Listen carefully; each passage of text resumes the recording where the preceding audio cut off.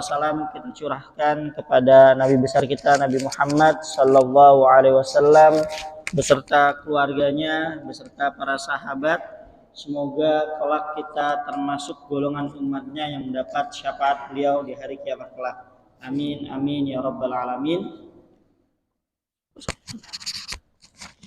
Nah, Bapak-bapak yang dimuliakan Allah Subhanahu Wa Taala, alhamdulillah kita sudah melewati bulan Ramadan, sekarang masuk pertengahan bulan Syawal, masih ada waktu mungkin setengah bulan, mungkin bagi bapak-bapak yang belum syawalan, masih ada waktu. Kemudian pertanyaan umum biasa pas syawalan, kodok dulu atau syawal dulu, itu umum rutin tiap tahun kayak ditanyakan terus gitu ya. Memang baiknya ya Pak ya, baiknya memang kodok dulu. Ya, jadi yang punya hutang biasanya ya ibu-ibu ya. Jadi yang punya hutang biasanya memang baiknya qada dulu karena memang hadisnya bilang man shoma ramadhana summa atba'ahu syittan min Syawal. Barang siapa yang berpuasa bulan Ramadan, tentu konotasinya maksud puasa Ramadan ya full 1 bulan. Gitu. Ketika dibilang bulan Ramadan ya artinya konotasinya full 1 bulan, nggak ada yang kurang. Kemudian diikuti 6 hari dari bulan Syawal, maka seperti puasa 1 tahun penuh. Itu ulama akhirnya menafsirkan, menjelaskan, ya maksudnya Ramadan itu ya 1 full. Maka buat siapapun itu orangnya yang belum, misalnya ternyata bolong Ramadannya, maka sempurnakan dulu qada Ramadannya, baru kalau sempat waktunya syawalan ya syawalan, ya. Itu mungkin kaul atau pendapat yang mungkin lebih rojih, lebih kuat. Meskipun memang ada pendapat yang menyatakan sudah nggak apa-apa syawalan dulu, karena kalau syawalan terbatas, sementara kalau qada dia bisa kapan pun saja. Tapi ya kembali setiap pendapat nanti ada celahnya masing-masing, ya. Itu bapak-bapak sekalian. Nah, pembahasan kita alhamdulillah sudah memasuki di sunnah-sunnah hayat, yaitu sunnah yang dilakukan dalam sholat tapi sama sekali tidak mempengaruhi kesahan sholat. Artinya kalau ditinggalkan dengan tidak sengaja ya Pak ya, bukan karena sengaja juga nanti tidak, ya nggak etis juga. Kalau ditinggalkan tidak sengaja, maka tidak perlu nanti ditambal dengan sujud sahwi, pun juga tidak nanti membatalkan sholat. Kita sudah sampai pembahasan kita sebelumnya, sebelum Idul Fitri, sudah sampai pada pembahasan tentang meletakkan tangan, ya. Kemudian takbiratul ihram itu ngangkat tangannya sampai mana. Kemudian doa iftitah itu ada berapa versi, kita sudah sama sebenarnya. Yang biasa bacanya wajah tu wajhiya, monggo silakan. Yang bacanya Allahumma ba'id juga ada riwayatnya, semuanya benar. Bukan oh ini NU bacanya ini, oh ini Muhammadiyah bacanya, nggak ada. Maksudnya ya istilah NU, istilah Muhammadiyah kan sekarang gitu kan. Ya, cuman akhirnya dikotak-kotakan yang bacanya apa? Wajhatu wajhiyah itu NU. Kemudian yang bacanya apa? Allahumma ba'id itu Muhammadiyah. Ya intinya sebenarnya semuanya riwayatnya ada, ya itu ada, jadi tidak masalah. Monggo Bapak yang sudah biasa baca yang versi pertama silakan, yang baca versi kedua monggo silakan. Ya, kita sudah sampai pembahasannya di situ. Kita baca lagi teksnya. Bismillahirrahmanirrahim. Qala al-mu'allifu rahimahullah ta'ala wa nafa'ana bihi wa bi'ulumi fid dharaini. Sunnah selanjutnya adalah wal isti'adatu ba'da tawajjuhi wa tahsulu bi kulli lafzin yashtamilu ala ta'awudhi. Sunnah selanjutnya adalah at-ta'awudh, membaca a'udzubillah, ya isti'adah. Kapan itu dilakukan? Ba'da tawajjuhi, setelah membaca doa iftitah, berarti sebelum membaca Al-Fatihah. Nah, ini sunnah nih. Baik dia imam, baik dia makmum, ataupun sholat sendirian, maka sebelum membaca Al-Fatihah, disunnahkan membaca isti'adah, ta'awudz. Tapi bacanya sirron ya Pak ya. Maupun meskipun sholatnya nanti jahron, misalnya pas imam nih subuh gitu, ya itu bacanya sirron, a'udzubillahi minasyaitonirrajim, baru bismillahirrahmanirrahim gitu ya. Jadi bacanya sirron, tidak perlu nanti dijaharkan. Oh karena misalnya oh subuh nih jahar, berarti dibaca jahar enggak. Di untuk ta'awudz atau isti'adzah itu sir semuanya. Itu berlaku untuk semuanya, mau dia imam, makmum ataupun sholat sendirian dan di setiap rokaat. Ya karena memang kan sebelum Al-Fatihah gitu ya. Jadi patokannya sebelum Al-Fatihah. Dan lafaz ta'awudz itu apakah bisa dengan yang lainnya? Di sini jelaskan watahsulu dan bisa bikulli dengan setiap lafaz yashtamilu yang mencakup atau mengandung makna ta'awudz, makna berlindung kepada Allah. Diboleh, tapi tentu wal afdol yang paling utama a'udzubillahi minasyaitonir rajim. Ini jadi misalnya ternyata pengen dirubah pakai lafaz lain yang penting ada makna berlindung kepada Allah, itu sebenarnya boleh. Tapi yang afdol ya yang umum-umum saja gitu ya Pak ya. Nah ini jadi sunnah selanjutnya itu adalah dibaca ta'awudz.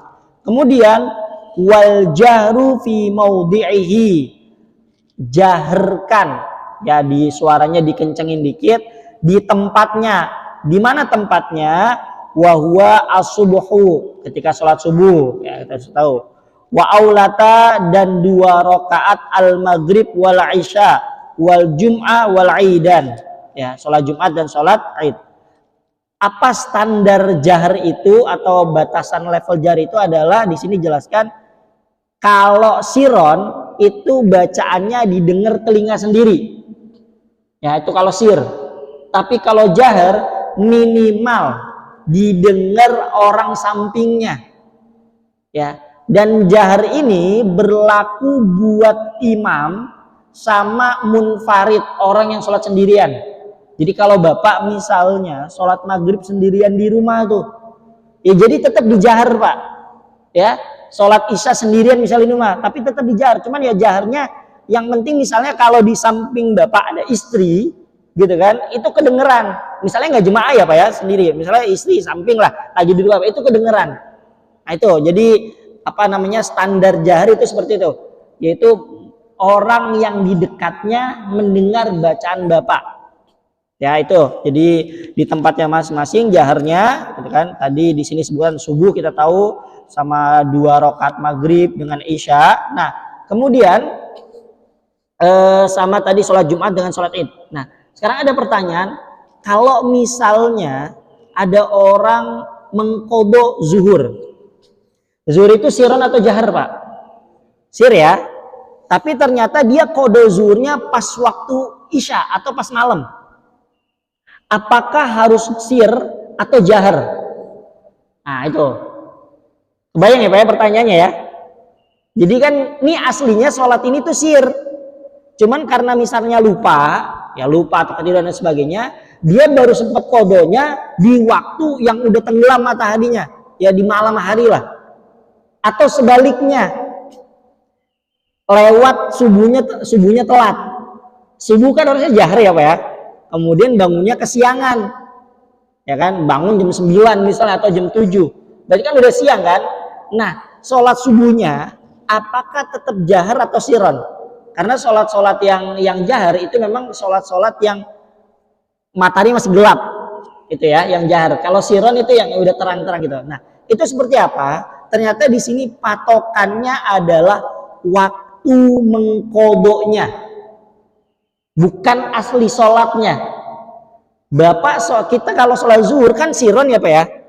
Tapi misalnya ternyata lupa, misalnya kelewatan dan sebagainya gitu kan, kemudian baru bisa mengqadhanya pas waktu maghrib atau isya di malam hari, maka ketika bapak qadha zuhur wajib atau sunnah dijaharkan. Sebaliknya subuh kan jahar, tapi ternyata kelewatan tuh bangunnya jam 8, maka siron. Bahkan di sini sampai ada redaksi, andai misalnya 1 rakaatnya pada waktu jahron, kemudian 1 rakaatnya pada waktu siron, ya lakukan. Gitu. Ya, jadi patokannya adalah waktu mengqadhanya, bukan asli sholatnya. Ini dalam kasus misalnya ternyata harus mengqadha ya Pak ya, ada hutang sholat dan sebagainya, kelewatan karena ketiduran atau lupa dan sebagainya, ya kita tahu Rasul pernah bersabda rufi'al qalam an salasin, ada 3 golongan di mana nanti pena tuh diangkat, artinya nggak dicatat. Ya, anin naim salah satunya adalah anin naim hatta yastaiqiz, orang yang tidur sampai dia bangun. Ya, tidurnya tidak dosa ya Pak ya, tidurnya tidak dosa. Artinya misalnya ternyata Bapak tidur kemudian bangun kesiangan, itu pun tidak dosa.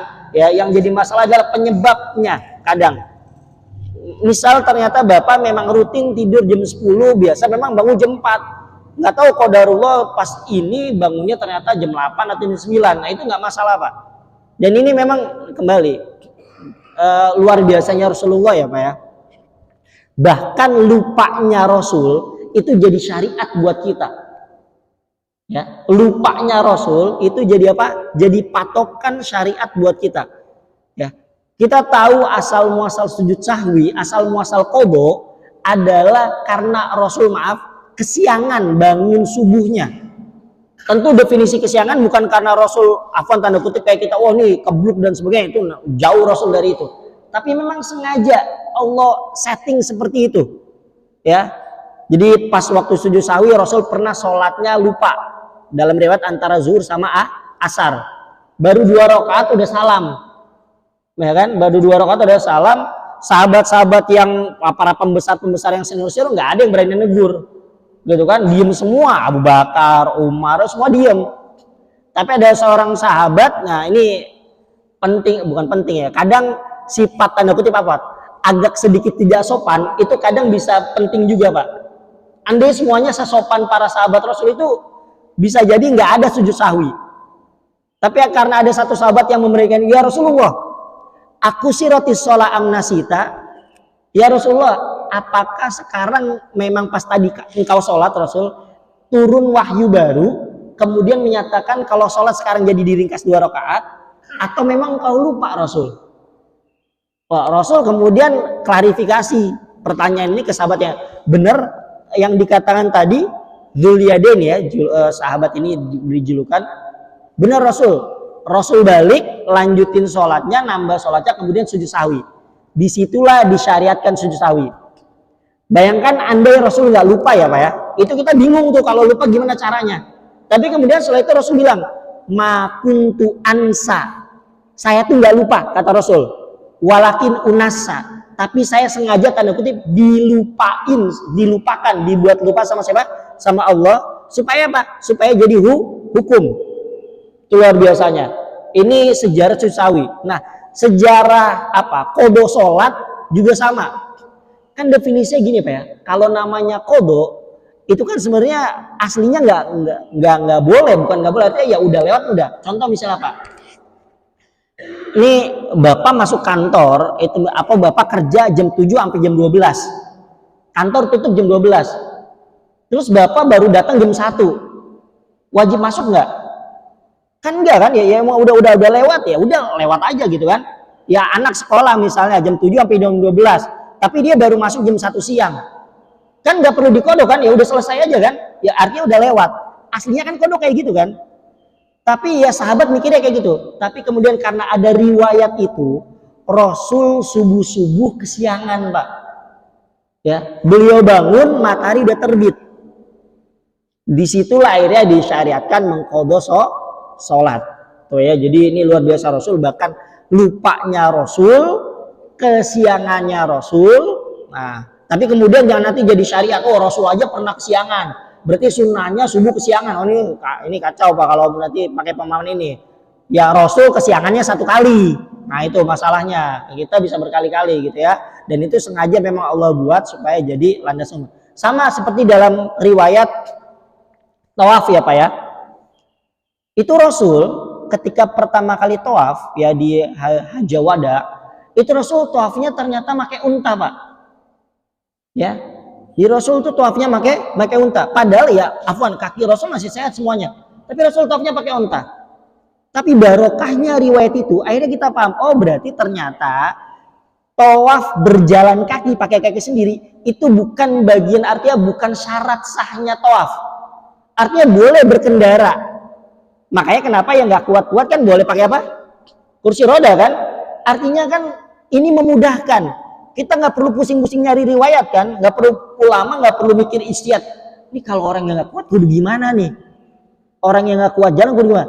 Barokahnya ada riwayat Rasul tawaf naik unta, artinya kita bisa oh berarti tawaf itu tidak harus jalan kaki, boleh pakai kendaraan, asal jangan pakai motor ya Pak ya. Motor kita ya. Artinya ternyata ya hal-hal seperti ini yang sering Rasul lakukan itu ternyata ya supaya kita bisa mengambil oh ini loh hukumnya seperti ini, oh ini loh hukumnya seperti ini, gitu ya Pak ya. Jadi supaya akhirnya kita jelas yang Rasul lakukan semuanya ternyata menjadi hukum buat kita.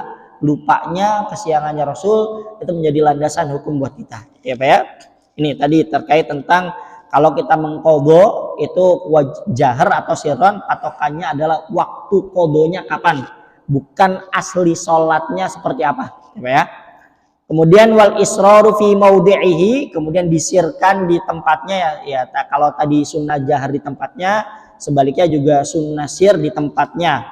Wa huwa ma'ada alladzi dzukir, yaitu selain yang disebutkan tadi di sholat subuh, 2 rakaat maghrib, isya, kemudian Jumat sama sholat Id.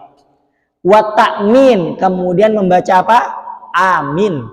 Nah ini waktu itu ada yang nanya ya Pak Haji ya, baca amin tuh gimana? Amin, mimnya pakai tasdid atau mimnya nggak pakai tasdid gitu kan? Nah baca amin gimana? Di sini dijelaskan. Nah amin bimaddil hamzah wa takhfifil mim. Jadi bisa dua ternyata riwayatnya. Yang penting alifnya panjang. Mimnya boleh tasdid, boleh enggak?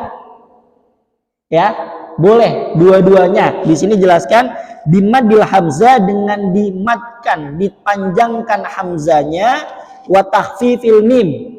Ditakhfif, takhfif itu ya diringankan mimnya, artinya tidak bertasdid. Atau wayajuzu, dan boleh tasdidul mim, ditasdidkan mimnya. Nah, jadi boleh mimnya pakai tasdid, mimnya nggak pakai tasdid boleh. Nah, kan ada tuh sering muncul di broadcast WA ya. Bacanya kayak gini, kalau nggak kayak gini nanti maknanya beda, maknanya keamanan dan sebagainya. Nah itulah makanya rawahu WA gitu kan, diriwayatkan oleh WA. Tuh, nah itu seperti itu. Aneh ini jadi jelas ya Pak ya. Monggo yang udah terbiasa baca mimnya tasdid silakan.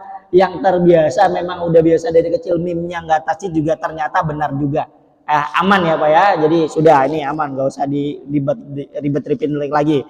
Tentu memang di sini jelaskan ya dua-duanya boleh. Yang penting alifnya itu nanti panjang ya Pak ya. Hamzah depannya itu ya. Nah, qaulul amin akibal Fatihah, selepas membaca Al-Fatihah. Kata akibah dalam bahasa Arab ya. Jadi setelah itu dalam bahasa Arab ada dua. Ada ba'da sama apa akibah. Yang kita tahu kan kadang ba'da ya Pak ya. Makanya ada sholat apa? Ba'diyah. Ada perbedaan tipis Pak. Akibah itu setelah tapi nempel. Artinya setelah banget. Ya. Pokoknya setelah waladhdallin itu kan Al-Fatihah selesai. Amin. Nah, musannif atau pengarang kitab ini menggunakan kata akibah setelah. Artinya ya harus langsung. Tidak pakai kata ba'da. Kalau ba'da itu boleh ada jeda dikit. Nah, tapi tidak bermakna, kita kan sering waktu itu ada yang nanya tuh naik saya.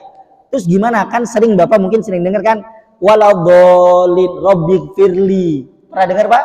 Ada baca doa itu? Ya, kan sebelum baca aminnya kan ada sampai kadang rabbighfirli wali walidayya kan baru amin gitu kan. Nah, itu gimana tuh? Boleh kagak? Atau membatalkan sholat enggak? Atau seperti apa hukumnya? Nah, di sini jelaskan kata akibah memang nanti maknanya setelah tapi nempel, artinya harus deketan banget deh. Itu memang nanti setelah waladhdallin tidak boleh ada zikir-zikir lain langsung pakai amin. Tapi wayustasna di sini jelaskan dikecualikan. Wayustasna rabbighfirli, dikecualikan lafaz atau doa tadi rabbighfirli karena memang ada riwayatnya Pak.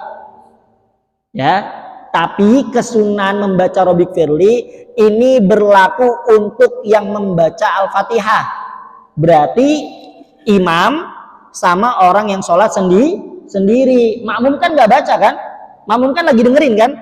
Pas imam lagi baca, makmum lagi dengerin kan? Jadi jangan waladhdallin, itu kan kita dengerin imam. Nah kita jangan baca Rabbik firli, gitu ya Pak ya. Jadi kesunahan membaca Rabbik firli ini berlaku untuk yang sedang membaca apa? Al-Fatihah, bukan yang mendengarkan. Ya, ulama yang menamakan Rabbik firli wali walidayya, itu juga boleh. Artinya memang ada riwayatnya ya Pak ya. Tapi yang jadi salah kaprah kadang yang dengerin juga baca. Ya, padahal ini kesunahan ini hanya berlaku untuk yang membaca Al-Fatihah. Ya, Pak ya. Jadi ini jelas Pak ya. Itu terkait Rabbik firli di sini jelaskan liwurudi anin nabi, karena memang ada riwayat dari nabi yang menyatakan ada sahabat ketika Rasulullah dolin, kemudian Rasul baca Rabbik firli baru amin. Ya Pak ya, ini ada riwayatnya memang seperti itu ya. Jadi ini aman Pak. Jadi sudah, yang penting kita tahu apa? Kita tahu hukumnya ya. Kita tahu riwayatnya ada gitu kan. Ta'min ay qaulu amin akibal Fatihah liqari'iha fi sholatin wa ghairiha. Nah, membaca amin itu ternyata kesunahannya berlaku buat orang yang memang lagi dalam sholat ataupun di luar sholat. Jadi misalnya Bapak lagi jalan gitu kan, kemudian dengar masjid imamnya lagi waladhdallin, Bapak juga dapat kesunahan kalau baca amin ya. Jadi baik yang memang lagi dalam sholat ataupun di luar sholat. Tentu di sini jelaskan lakin fi sholati akad, tapi yang di dalam sholat tentu lebih dianjurkan untuk baca amin ya. Jadi kalau cuma misalnya lagi di luar itu juga dapat hukum kesunahan membaca amin.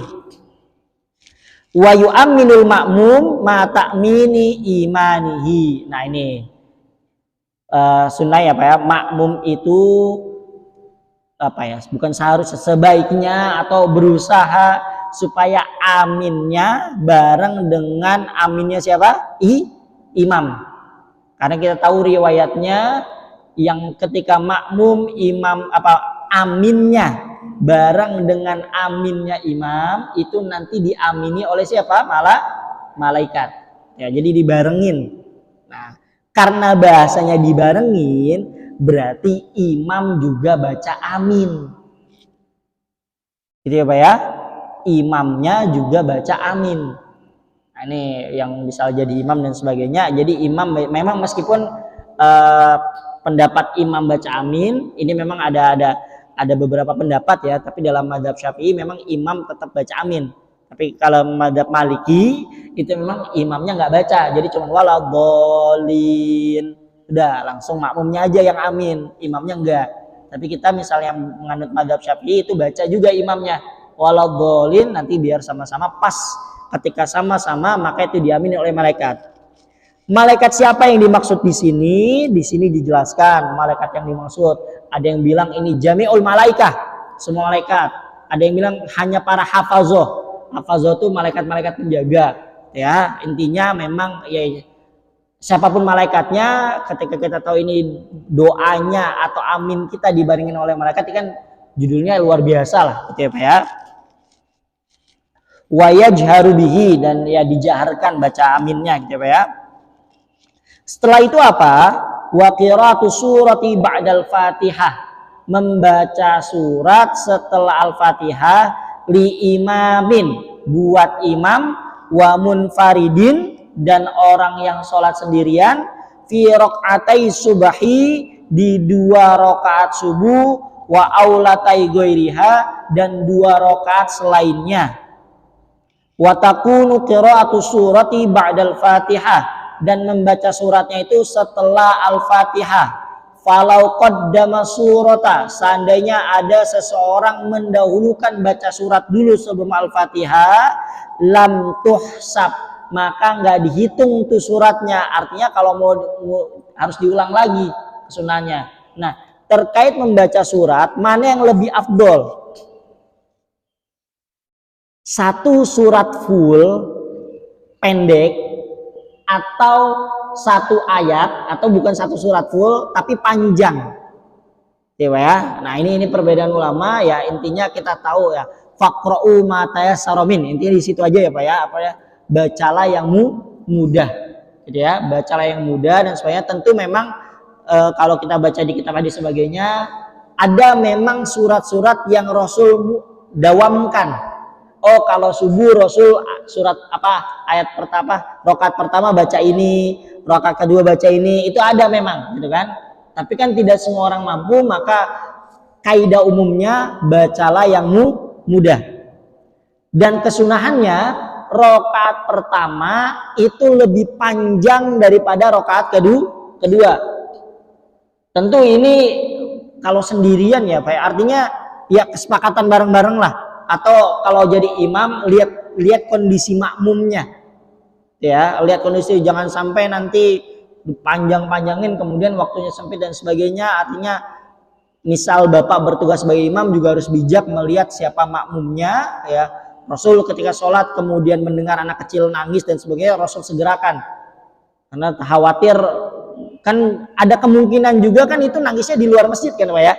Tapi Rasul segerakan karena khawatir siapa tahu diantara salah satu makmum Rasul adalah ibunya. Jadi ya ini sebagai imam kita juga harus bijak untuk memilih surat dan sebagainya. Makanya Rasul bilang kalau sholat jemaah ya diperingan. Kalau sholat sendiri baru monggo silakan mau dipanjang-panjangin dan sebagainya. Nah, sekarang pertanyaannya, Al-Fatihah itu surat kan, Pak ya? Boleh nggak ngurang Al-Fatihah lagi setelah Al-Fatihah? Kan sunnah kita kan baca surat setelah Al-Fatihah. Waladhdallin, amin. Terus habis itu kita ulang lagi Al-Fatihah. Al-Fatihah yang kedua sebagai surat, bukan sebagai rukun. Boleh nggak, Pak? Nah, di sini ulama bilang sebaiknya jangan dilakukan. Karena khawatir nanti kecampur aduk. Maksudnya yang rukun mana, yang sunnah mana. Gitu ya. Dengan catatan memang punya hafalan surat yang lainnya. Kalau memang tidak punya, memang ternyata cuman punya apa? Al-Fatihah doang, ya sudah diulang 2 kali. Dan kesunahan membaca surat ini memang hanya berlaku untuk imam sama orang yang sholat sendirian. Makmum tidak sunnah membaca surat. Ya, makmum sunnahnya ngapain? Dengerin bacaan siapa? Imam. Ya, kan kita tahu imam ketika sedang waladhdallin setelah amin kan dia disunahkan saktah ya, Pak ya, apa? Diam dulu sejenak, memberikan kesempatan untuk makmum untuk membaca Al-Fatihah. Ya, ini supaya jadi pengetahuan. Jadi jangan sampai nanti kita misalnya nggak tahu kemudian imamnya diam dikiranya wah imamnya lupa nih mau baca surat apa. Enggak, itu sebenarnya ngasih peluang kita buat baca Al-Fatihah ya. Nah, sekarang pertanyaannya imamnya ngapain tuh pas diem? Nah, ya perbanyak zikir sama doa. Tentu tidak dijaharkan ya, Pak ya, dalam hati.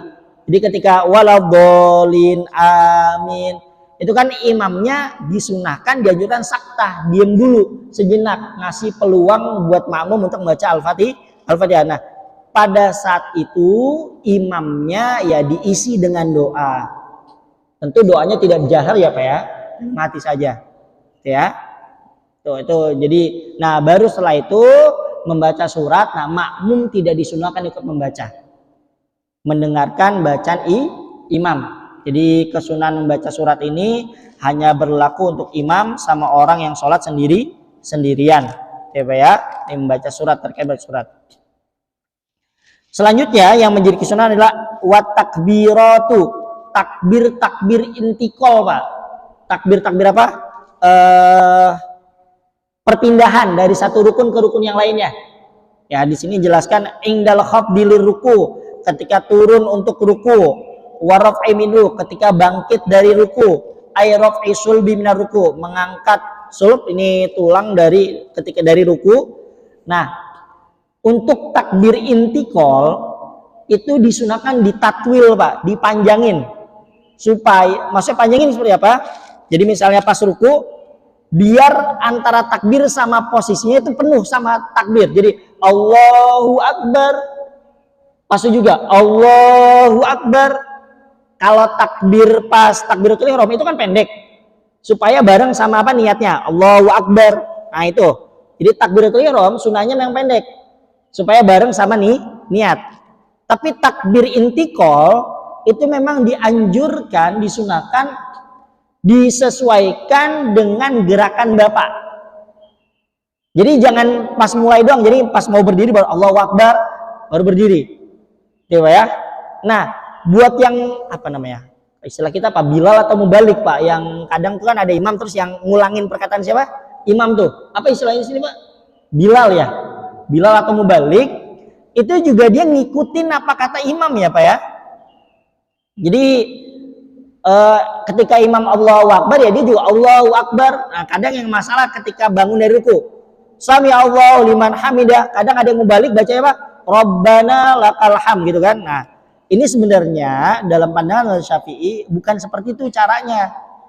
Ulangin aja perkataan imam.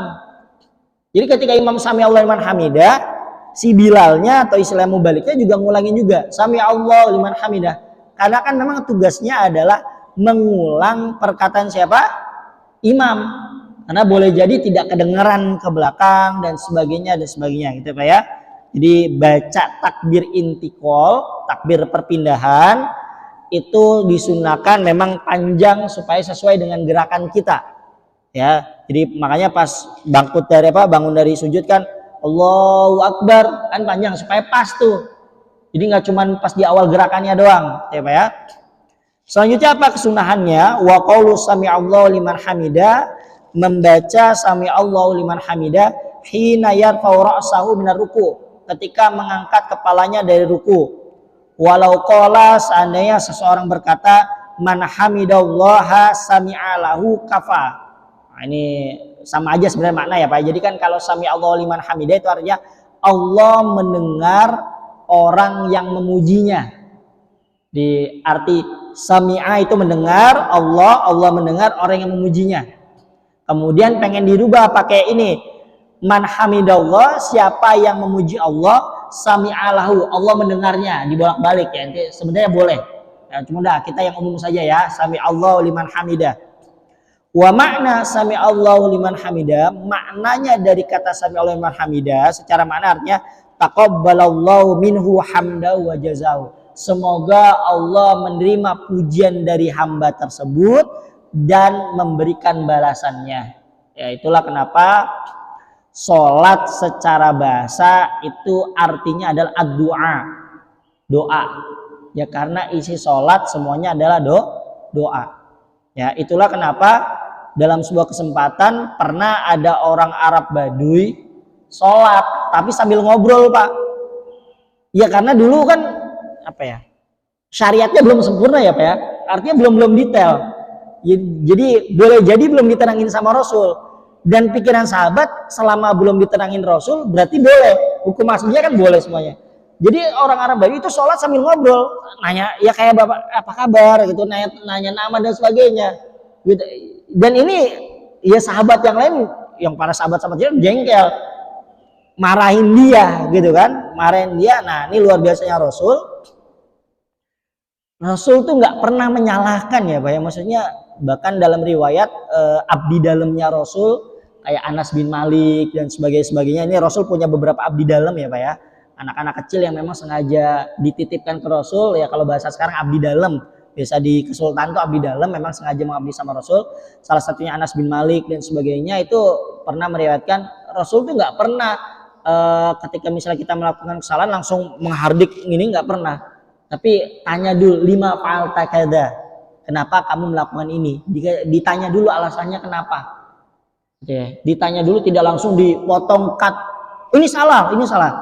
Nah, maka si orang Arab Baduy ini kemudian ketika melakukan hal seperti itu sama Rasul dia bilang as-sholatu munajat. Salat itu memang munajat, salat itu memang ngobrol. Jadi benar Rasul kayak membenarkan, salat itu memang ngobrol. Cuman ngobrolnya bainal abdi wa rabbihi, antara siapa? Antara hamba sama Allah, bukan ngobrol sesama hamba. Gitu. Jadi jadi ya tetap dibenarkan kalau salat itu ngobrol, tapi ngobrolnya antara siapa? Antara hamba sama Tuhannya. Kemudian dilanjutkan, innama haid sholah, bahwa saya sholat ini tidak dibenarkan min kalamin nas, tidak dibenarkan ucapan manusia, ini hanya isinya tasbih, tahmid, takbir dan selanjutnya. Jadi kan enak kan apa penjelasan seperti ini. Maka Arab Baduy yang seperti ini akhirnya dia semakin mantap Islamnya, karena boleh jadi kadangkala ya Pak ya, niat baik kita mungkin untuk menasehati kawan, menasehati saudara, menasehati teman dan sebagainya, mungkin kita punya niat baik untuk membenarkan, untuk menasehati, tapi boleh jadi cara yang kita tempuh mungkin salah, nanti hasilnya jadi salah, malah nyakitin lah, malah dikira nyindir dan sebagainya. Maka benar sabda Rasul, khatibin nas ala qadri uqulihim, ya, ajak ngobrol lah orang sesuai dengan kadar kemampuannya. Ya, kalau kita ngobrol sama Afwan misalnya yang para akademisi dan sebagainya, ya juga harus kita selaraskan lah bagaimana cara ngobrol kita. Ketika kita ngobrol dengan misalnya orang-orang di pasar, juga kita harus sesuai bahasa kita seperti apa. Jangan ngobrol di pasar supaya biar kelihatan pinter pakai bahasa-bahasa kampus. Nah, itu kan kagak jelas itu kan. Karena intinya kita ngajak ngobrol orang kan supaya paham omongan kita. Buat apa kita ngobrol sama orang tapi pakai bahasa yang nggak dimengerti sama yang diajak ngobrol. Ini kan faedahnya nggak ada. Ya Pak ya. Wa qaulul musalli, kemudian perkataan musalli, Rabbana lakal hamdu idzan tasaba qa'iman. Nah, membaca doa Rabbana lakal hamdu ketika intasoba, tegak, berdiri tegak. Wa tasbih, kemudian membaca tasbih fir ruku, dalam ruku. Wa adnal kamal, paling minimal sempurnanya fit tasbih itu subhana rabbiyal azimi, itu paling minimal. Ya, subhana rabbiyal azimi salasan 3 kali. Meskipun memang aslinya hitungannya hanya 1 kali. Sunnahnya memang kayak wudu itu kan 1 kali ya, guys. Maka memang yang 3 kali itu sudah double kesunahannya istilahnya. Ya, jadi maksimal. Nah, berapa maksimalnya? Maksimalnya 11 kali, Pak. Jadi misalnya ternyata imamnya lama gitu ya Pak ya. Kemudian Bapak sudah subhana rabbil azim wa bihamdi sudah 3 kali, kok imamnya belum apa? Belum naik-naik. Mau naik dari ruku atau naik dari sujud, maka maksimal di sini disebutkan 11 kali. Di sini dijelaskan wa tusannu ziyadatu ala tsalatsa, dan disunahkan menambahkan atas 3 buat siapa? Lil munfarid, buat orang yang sholat sendirian, wa imamin qaumin mahsurina radina bitatwil. Nah, ini ada penjelasannya. Dan juga kesunahan untuk memperpanjang tasbih tadi buat imam terhadap makmum yang terbatas jumlahnya dan memang makmumnya ridho untuk dipanjangin. Nah, jadi kan memang ini harus, makanya imam lu harus ngikutin apa kata makmum. Artinya harus melihat keadaan makmum. Ya, jadi kalau mau panjangin lihat dulu nih makmumnya setuju kagak.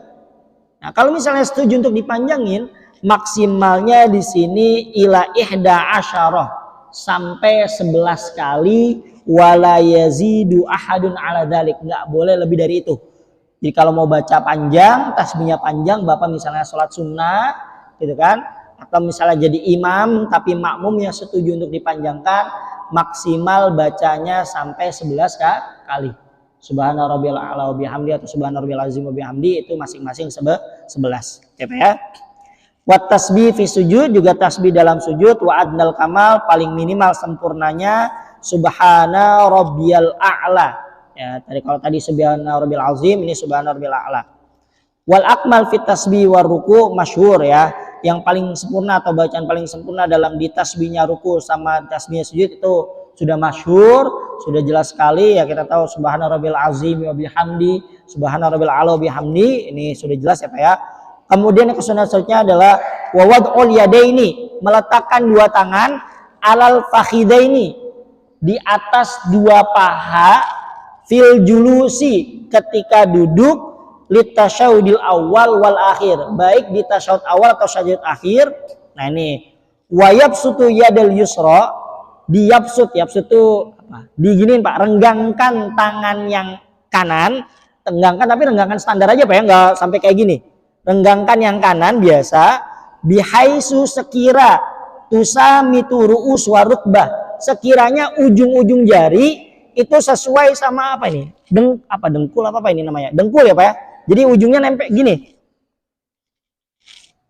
Ya, jadi bukan kayak gini. Ini pertama, ini riwayat madzhab Syafi'i ya Pak ya. Jadi disesuaikan di sini. Jadi nggak kayak gini ya Pak ya. Seperti ini ya. Jadi ujung-ujung jari itu sesuai sama ini ujung apa? Ini dengkul ya namanya, ya Pak ya. Wayak bidu kemudian digenggam, ya, genggam yadal yumna ya di tangan kanannya ya kalau tadi ilal musabbiha kecuali jari apa? Jari telunjuk. Kapan mulai digenggamnya? Kayak gitu saudara. Minal yumna fala yakbiduha maka tidak menggenggamnya. Fa innahu yushiru biha maka dia menunjuk dengan jari telunjuk itu rafi'an diangkat hala kaunihi mutasyahidan ketika membaca syahadat wa dzalika inda qauli illallah. Kan kita tahu ya. Jadi mulai di apa? Diangkat jari telunjuknya ketika membaca illallah diri. Ya. Tapi di sini dalam mazhab Syafi'i kembali Pak Afwan ini dalam pandangan Syafi'i wala yuharrikuha enggak digerak-gerakin.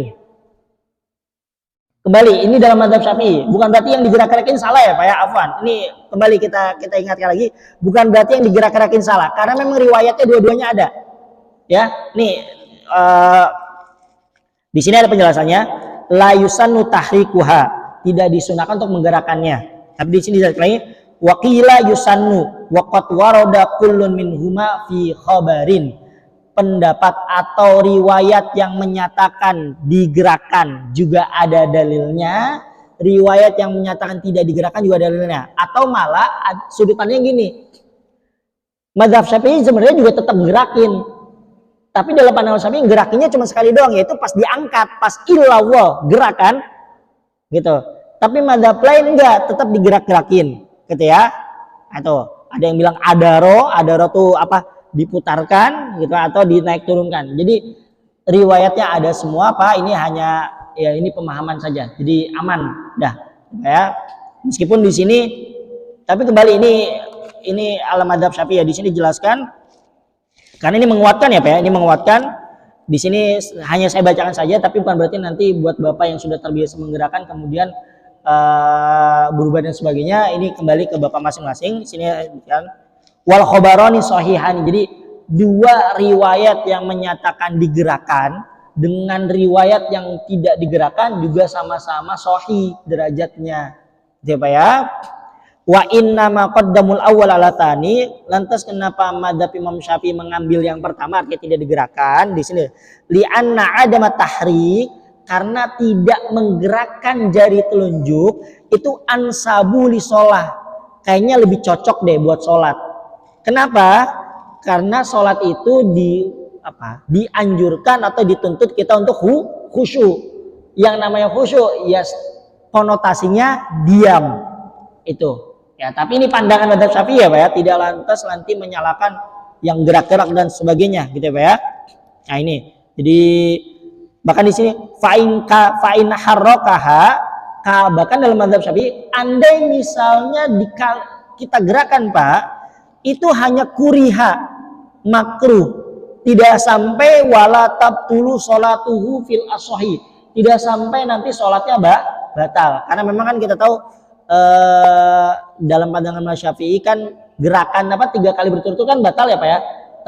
Tapi maksud gerakan itu bukan cuman gini-gini doang Pak. Jadi kalau Bapak garuk-garuk gini itu tidak bilang batal tuh Pak ya. Nanti kita akan bahas di Mubtilatus Shalah yang dimaksud 3 kali berturut-turut itu apa?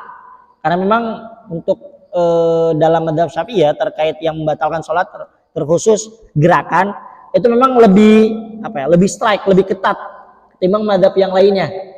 Ya.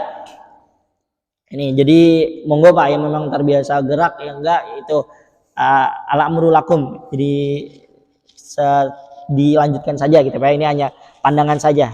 Nah, selanjutnya adalah wal iftirash fi jami'i jalasat. Duduk iftirash. Kita tahu ya Pak ya, duduk iftirash duduk yang biasa di antara 2 sujud, duduk tasyahud awal itu ya. Al-waqi'ah fi shalat yang terjadi dalam salat kajulusil istiraha seperti duduk istirahat. Tahu kan Pak ya duduk istirahat ya Pak ya? Pas mau naik ke atas tuh, kita disunahkan jeda dulu sebentar. Ya, jeda dulu sebentar baru naik ya. Wal julus baina sajdatain, duduk di antara 2 sujud ya.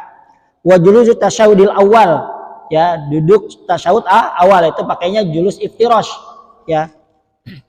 Gimana gambaran duduk iftirash?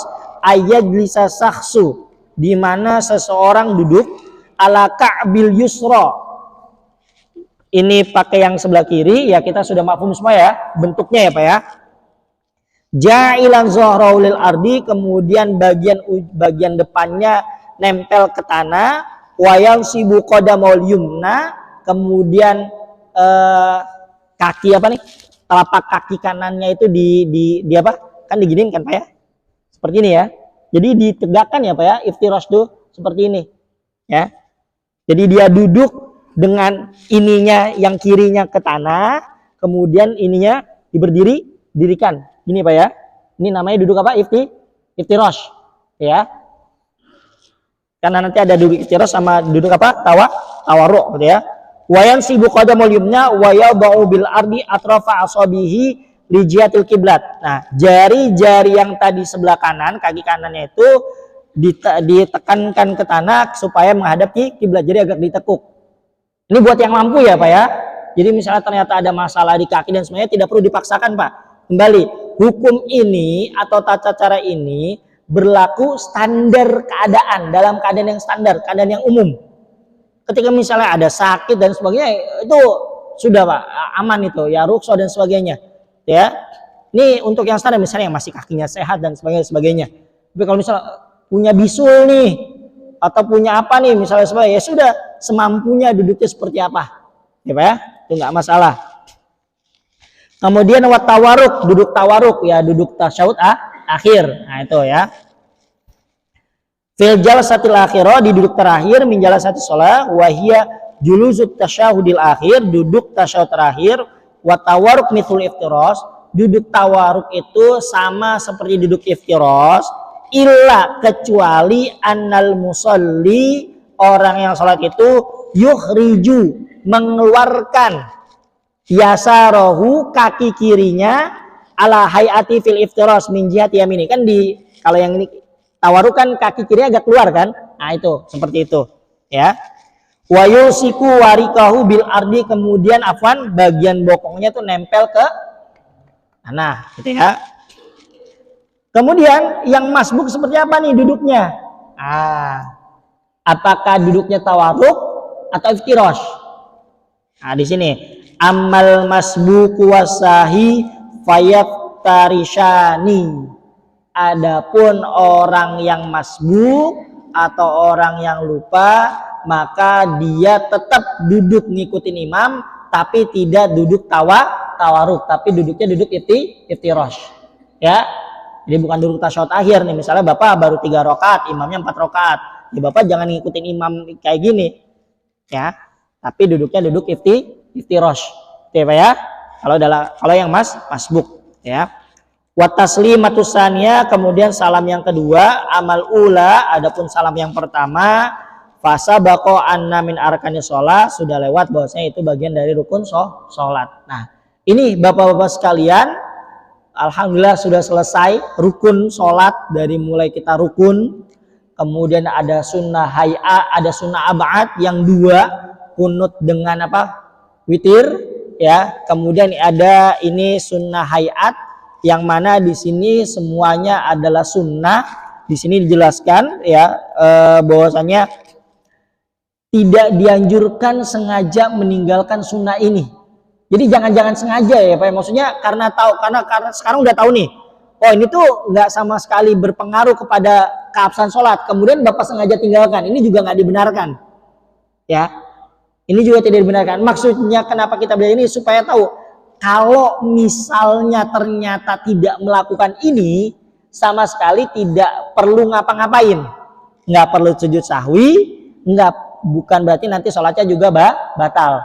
Bukan karena belajar ini kemudian kita sengaja tinggalin.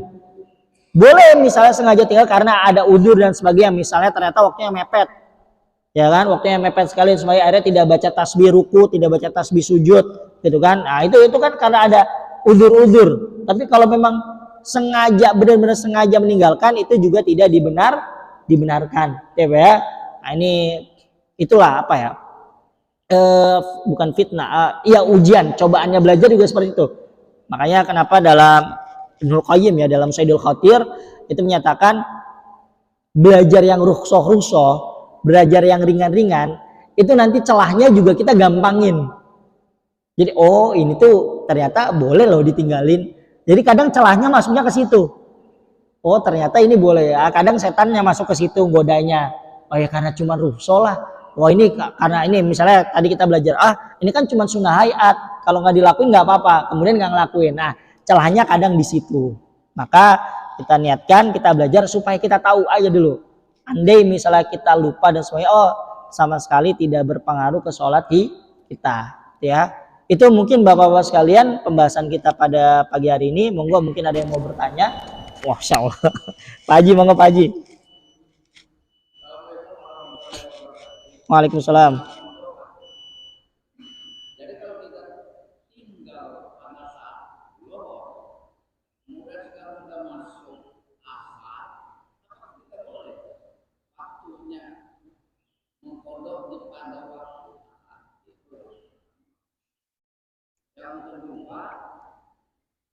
Membaca bismillah dan membaca bismillah bagaimana hukumnya?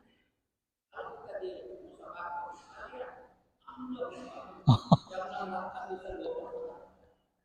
Oh iya. Oh, siap. Siap.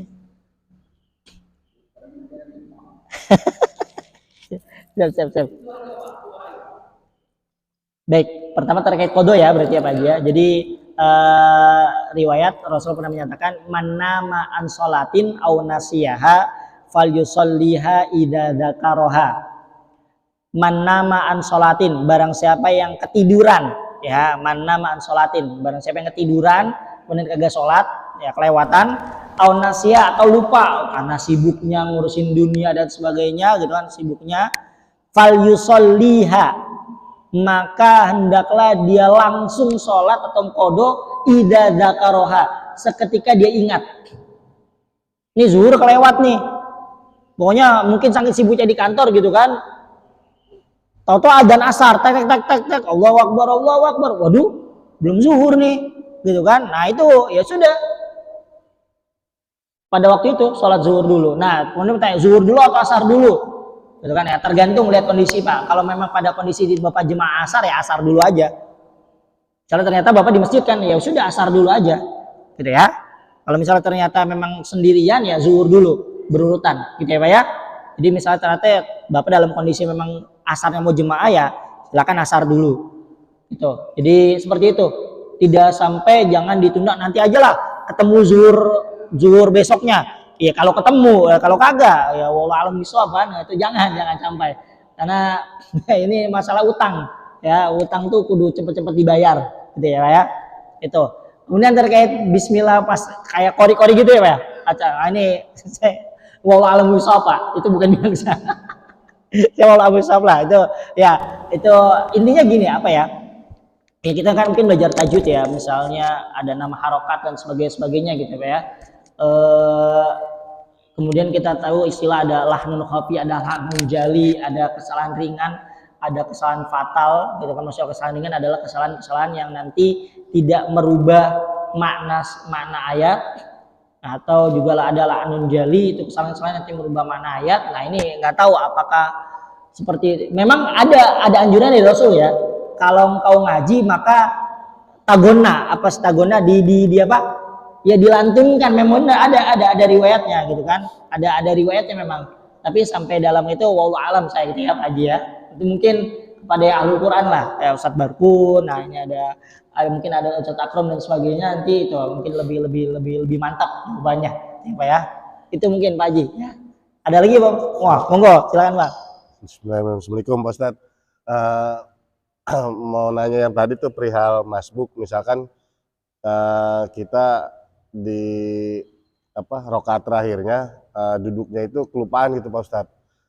Misalkan udah yang udah tawaruk ya gitu, ternyata kita masih kurang kan rakaatnya, terus kita kan normal lagi ke istirahat lagi kan. Nah itu pertanyaannya pertama, perlu nggak kita sujud sahwi? Nah kedua, kalau misalkan kita kan setelah salam kita kan naik ke atas kan lanjut rakaat. Nah itu baiknya setelah salam yang ke kanan atau sesudah kanan kiri gitu Pak Ustadz. Nah, misalkan Baik. ada referensi dari mazhab-mazhab lain, mohon pencerahannya juga gitu. Baik, Terima baik. kasih. Kalau kita masbuk, kemudian pas tasyahud terakhir, kan harusnya kita duduknya iftirosh, tapi terlanjur tawaruk. Ya. Tapi di tengah-tengah kita sadar, oh kita kan masbuk, dirubah lagi jadi duduk iftirosh. Pertanyaannya, itu kudu sujud sahwi nggak perlu. Ya, jadi nggak perlu. Itu umum ya, kadang udah ngikutin imam, oh iya ini kan baru 3 rakaat, ubah lagi deh prosedurnya, itu nggak perlu sujud sahwi ya Pak ya. Tuh. Kemudian yang pas apa ketika naik gitu ya, naik ke atas, naik ke atasnya itu kapan? Kan imam kemudian salam ya, setelah imam assalamualaikum sebelah kanan atau nunggu sebelah kiri? Gimana Pak? Ya gini, sholat dinyatakan selesai, apa rukun sholat itu taslim ula, taslim ke kanannya Pak. Jadi salam ke kanan ini yang rukun nih, gitu ya. Yang kiri nih sunahnya. Artinya bapak misalnya naiknya setelah imam salam kanan, itu juga udah boleh. Jadi assalamualaikum warahmatullah, bapak mau langsung naik, monggo. Tuh. Tapi nunggu sampai kiri juga ya nggak apa-apa. Tuh, nggak masalah. Yang penting naiknya setelah imam salam, jangan sebelum imam salam naik berdiri. Nah itu yang salah, gitu ya. Imamnya belum kelar kita udah naik aja, gitu kan? Nah itu mungkin Bang ya. Ada yuk sekalian.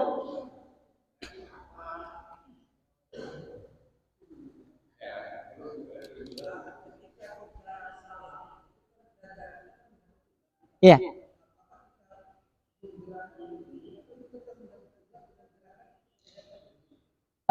Iya, iya.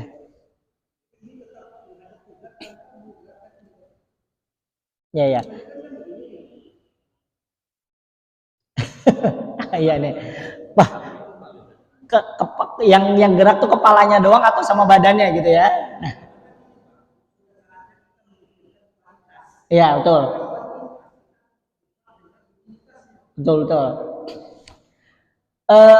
Gini, memang yang standarnya memang hanya menggerakkan kepala, Pak.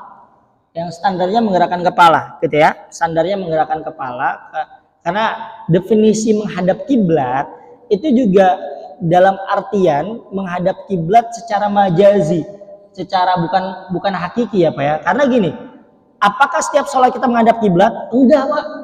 Coba pas ruku, dada kita ngadep mana?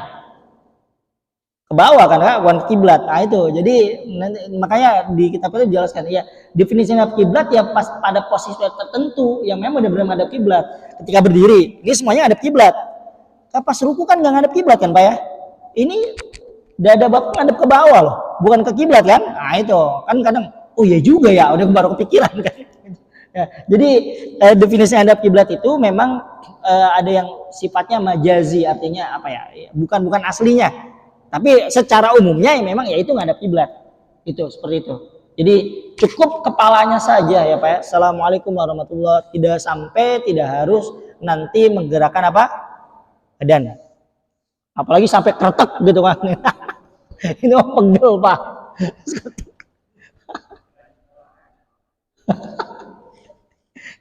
Ada yuk sekalian? Oh ya wajib. Iya ya.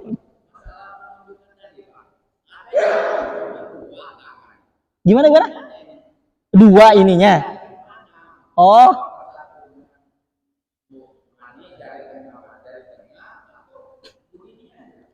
Iya, gini aja ya Pak ya, satu aja. Yang lainnya digenggam. Ya.